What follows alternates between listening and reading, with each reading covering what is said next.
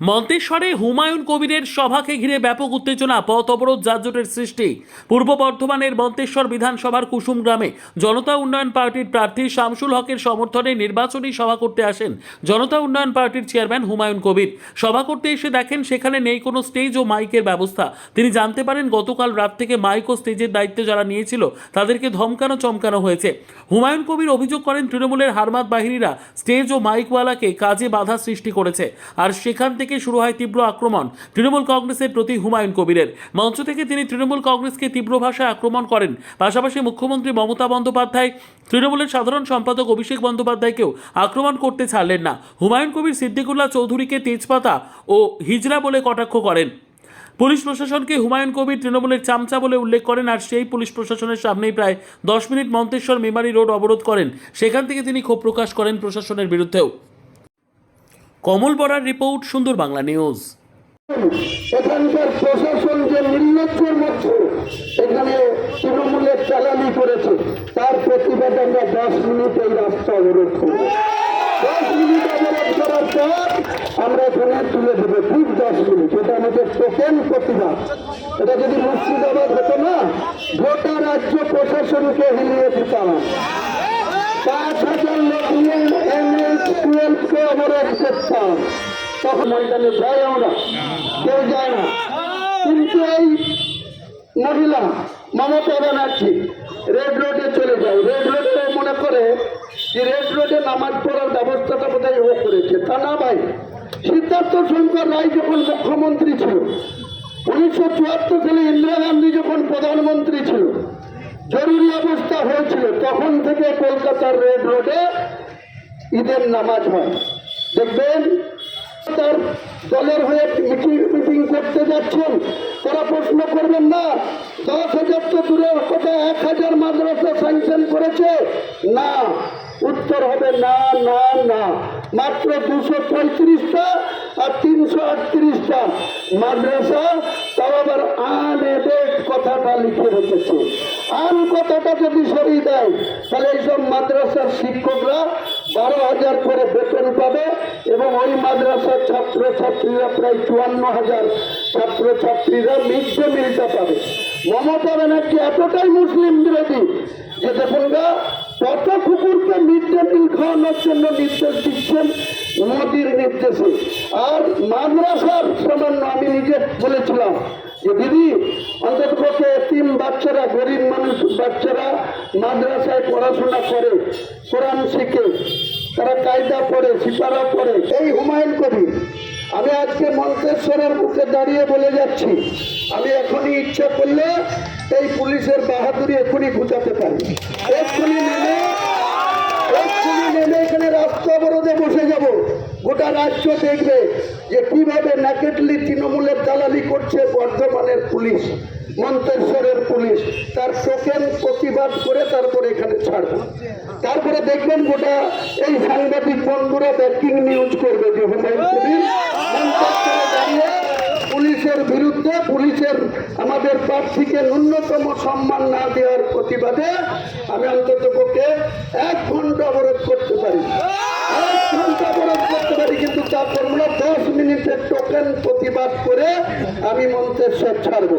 Coward লাগানো আছে, আমি ওপেন করেছি, তখন আমি মন্ত্রী সভায় ছিলাম। আজকেই যে থানার একটা ইট খুলুন, আমি থানায় পৌঁছানোর আগেই আমার ছেলেকে বাড়িতে পাঠিয়ে দিয়েছিল। এই তো বাহাদুর পুলিশ। এইসব হাজি ফাজি দিয়ে হবে না। হুমায়ুন কবিরের তাহলে মিটিং বন্ধ করে তো দূরের কথা, হাতে পায়ে ধরে বেড়াবে। সিদ্দিকুল্লাহ তো এটা হিজড়ি লোক, আমি মনে করি না। এর বাড়িতে গিয়েছি আমি, এর ওই এয়ারপোর্টের কাছে যেখানে বাড়িতে বসবাস করে গেছি, ওনার দপ্তরে গিয়েছি। ইনি তু মাই মাই করে ছাড়া কোনো আসল কথা বলতে পারে না। এনার দপ্তরে 738টা নিয়োগ হয়েছে। কিভাবে নিয়োগ হয়েছে জানেন? প্রত্যেকটা জেলা শাসককে ওনার দপ্তর জেলা ডিএমদেরকে নির্দেশ পাঠিয়েছে। প্রতিবাদ এটা কেন? টোকেন প্রতিবাদ। একটা রাজনৈতিক দলের গণতান্ত্রিক অধিকার আছে, নির্বাচন কমিশনের মোরাল ডিউটি আছে, যে কোনো রাজনৈতিক দলের প্রার্থী তাদের ইলেকশন কমিশনের শিডিউল অনুযায়ী তাদের যে সুবিধা অ্যাপস সেখানে পারমিশন নিয়ে ডায়াস বাঁধা, মাইক বাঁধা, সেটা পুলিশকে ইনশোর করতে হয়।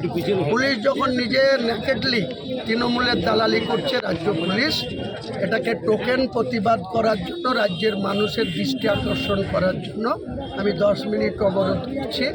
যদি ক্ষমতা থাকে বর্ধমান জেলার পুলিশের, আমাকে এখান থেকে অ্যারেস্ট করুক বা হঠাৎ, এটা আমার চ্যালেঞ্জ থাকে। কোন প্রার্থীর হয়ে আপনি এই অবরোধটা করছেন? আমার প্রার্থীর হয়ে, আমার দলের প্রার্থীর কি হয়ে, নাম? হাজি শামসুল। সিদ্দিকুল্লাহ সাহেব বারবার আপনার জন্য বলে যাচ্ছেন আপনি বিজেপির প্রকাশ্য দালালি করছেন, কি বলবেন?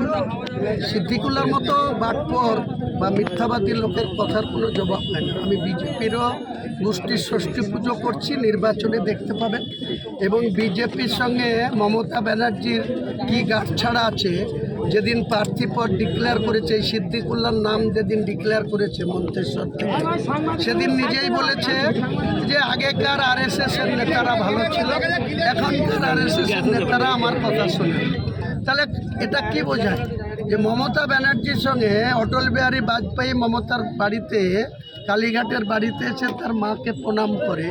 এর থেকে প্রমাণিত হয় না হুমায়ুন কবির 2018 সালে পঞ্চায়েতে ভোট লুট করার প্রতিবাদে একবার বিজেপিতে গিয়েছে, সেটা মাত্র 12-13 মাসের জন্য, এবং লোকসভার ক্যান্ডিডেটও ছিল।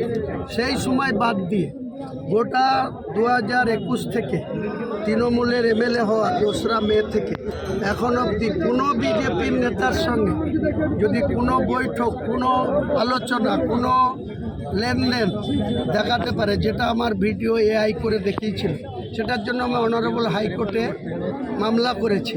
সেটার জন্য বারবার তেল মেরে বেড়াচ্ছে যে যা হয়েছে হয়েছে, এটা নিয়ে যেন আর বাড়াবাড়ি না। প্রথম পর্যায়ে ইলেকশন যে হয়ে গেল তার থেকে আপনার সিট সংখ্যা কতগুলো হবে আশা করছেন? দেখুন, আমি কোনো গণৎকার নয়, তবে আমি আপনাকে এইটুকু নিশ্চিত বলছি যে 152টা সিটের যে ভোট হয়ে গেছে, সেখানে রেজাল্টের নিরিখে ফার্স্ট পজিশনে থাকবে বিজেপি, সেকেন্ড পজিশনে আমরা থাকব, তারপরে দেখবেন তৃণমূল থার্ড পজিশনে যাবে। আপনারা 2026-এর ইলেকশনের যে 4 মে হবে, সেদিন যে আমজনতা উন্নয়ন প্রার্থীদের হাতে আসল ক্ষমতাটা থাকবে। কারণ 148-এ বিজেপিও ধারে কাছে যেতে পারবে না, আর তৃণমূলও ওই 250-র গল্প করছিল, 250 থেকে নামতে নামতে এখন 148-এর কাছে এসে চেষ্টা করছে। ওদের যে আইপ্যাক দিয়ে এত করছিল, সেই আইপ্যাকই তালা বন্ধ করে পালিয়েছে। 11ই মে পর্যন্ত ওই সল্টলেকের যে 9 ফ্লোরে বসতো আইপ্যাকের প্রতীক জয়ী অভিষেকের হয়ে, তারা দেখেন না তাদের ম্যানেজিং ডাইরেক্টর দিল্লিতে গ্রেপ্তার হয়েছে। তারপরে আইপ্যাকই পশ্চিমবাংলা থেকে কাজকর্ম ছেড়ে ছুটি নিয়ে বন্ধ। মন্তেশ্বর বিধানসভায় প্রার্থীর যে সংগঠন কেমন বুঝলেন? হ্যাঁ, মন্তেশ্বর বিধানসভার যে প্রার্থী যে সেটা সংগঠন, ওরা ভালো বলতে পারবে, আমি কি করে বলবো? দেখুন, আমি আপনি কি বুঝলেন? এআই বলছেন, সেই ভিডিওতে প্রকাশ্য বোঝা যাচ্ছে যে আপনারা প্রকাশ্য একদম গুচ্ছ নয়, অগোছানো আছে, অথচ আপনি এআই বলছেন এবং অন্যান্য পাবলিক বা বিজেপি, তৃণমূল এরা অভিযোগ করছে প্রকাশ্যে যে এটা ওনারই ভাষা। কিছু বলবেন এই ব্যাপারে? আরে বারবার বলছি, আমি তো হাইকোর্টে গেছি, যদি সাহস থাকে তারা প্রমাণ করুক না, তাহলে তো প্রমাণ হয়ে যাবে। তারা তো অনেক কিছুই করছে বলছে, তো সেটা আমার যদি ভিডিওটা সত্যি হয়, কবেকার ডেটে দেখেছেন আপনি ভিডিওটা? 19শে ডিসেম্বর। আমি দল খুলেছি কবে? 22শে ডিসেম্বর।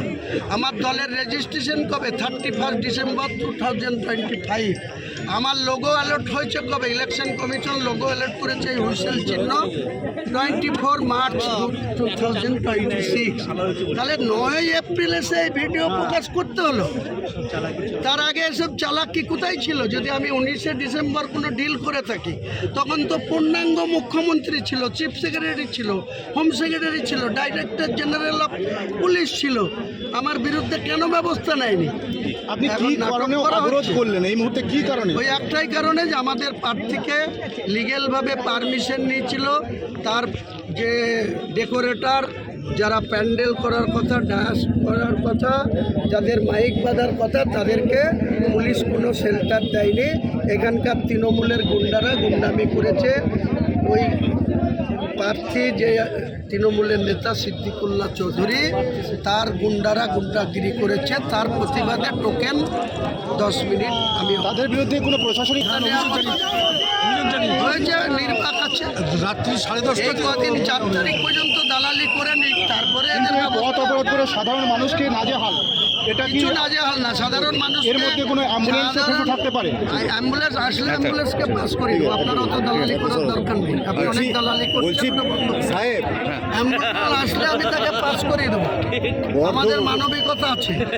আপনি যেটা 10 মিনিটে মহাভারত, আমার পার্টির যখন পার্টিকে ডান্স করতে রাস্তা অবরোধ করলেন। আমরা তো সুবিধা অ্যাপস থেকে পারমিশন নিয়ে 25 তারিখে হুমায়ুন কবির সাহেবের জনসভা আমরা ট্যাক্সি স্ট্যান্ডে আবেদন পাঠাই এবং সেই মতো আবেদন মঞ্জুর হয়। কালকে রাত্রি 9:30 যখন বাজে, তখন আমি এখান থেকে বাড়ি যাব বলে ঠিক করি। তো বাড়ি যখন আমি বেরোই, তখন দেখি কিছু ছেলে ঢুকছে। আমি বিষয়টা বুঝতে পারিনি, কারণ এখানে চায়ের দোকান আছে।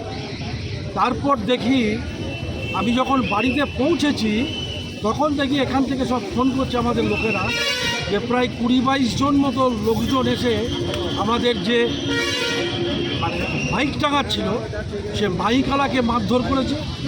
মাইকালাকে মারধর করে তারা কারা? তারা মাইকম্যান সব, না না, যারা মারধর করেছিল তারা কারা? তারা তৃণমূলের গুন্ডা, সিদ্দিকুল্লাহ চৌধুরীর গুন্ডা, ওরা সব পোষা গুন্ডা। ওরা প্রশাসনকে অভিযোগ করেননি? একদম গতকাল অভিযোগ করেছি, প্রথমে থানায়, তারপর করেছি আপনার অবজারভারকে, তারপর পুলিশ অবজারভারকে, প্রত্যেককে মানে আমরা অভিযোগ করেছি, কিন্তু পুলিশের কোনো সহযোগিতা আমরা পাইনি।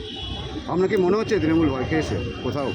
অবশ্যই ভয় খেয়েছেন। আর উনি অন্যান্য রাজনৈতিক দল আটকাচ্ছেন, উনি বিজেপিকে আটকাচ্ছেন না, উনি কংগ্রেসকে আটকাচ্ছেন না, সিপিএমকে আটকাচ্ছেন না।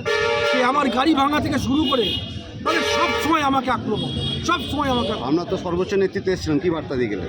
উনি বললেন আপনি লড়ে যান, এটা আপনাকে ভয় পাচ্ছে বলে উনি এরকম করছেন। যে জিনিসে ভয় নেই, সে জিনিসকে তো মানুষ গ্রহণযোগ্য মনে করে না। সাপকে ভয় করে বলে সাপ দেখলেই লাঠি নিয়ে তাড়া করে। ওটা তো 3 দিন বাকি, আর কি ভাবছেন এর মধ্যে কি করবেন? দারুণ ভোট হবে। আপনি 4 তারিখে মিলিয়ে নেবেন। এই যে সভা করতে পেলেন না, এরপরে তো আরও বাধা পাবে। তো বাধা পেলে তো ওরা আমাদের গায়ে হাত দিক না। আমি তো সিকিউরিটি নিই, আমি চাইলে সিকিউরিটি পেতাম, কিন্তু আমি তো সিকিউরিটি নিইনি। আজকে আপনার সব নেতৃত্ব এলো, কিন্তু আপনার প্রধান সারি যে কর্মীরা, তারা আজকে সিদ্দিকুল্লাহ সাহেবের কাছে দল পতাকা তুললো, কী বলবেন? আমার প্রধান সারির কর্মী কে আছে? আমার তো প্রধান সারির কর্মী জামাল তো আমার সঙ্গেই আছে, আমাদের সঙ্গেই তো আছে। বেশ কয়েকজন ছেলে ইচু না, ভাগড়া আমাদের এগুলো। কোনো কর্মী চাই। অবরোধটা কি ওই কারণেই আপনার উপর মানে হ্যাঁ, মাইক বাড়তে দেয়নি বা হ্যাঁ। প্যান্ডেল করতে দেয়নি বলে? হ্যাঁ, কি নাম আপনার? আমার নাম হাজি শামসুল হক, 263 মন্তেশ্বর বিধানসভার আমজনতা উন্নয়ন পার্টির প্রার্থী। যদি জিতি, প্রথমে আমার কাজ হচ্ছে মন্তেশ্বরের রাস্তাঘাট তৈরি করা, কারণ মন্তেশ্বরে কোনো রাস্তাঘাট নেই।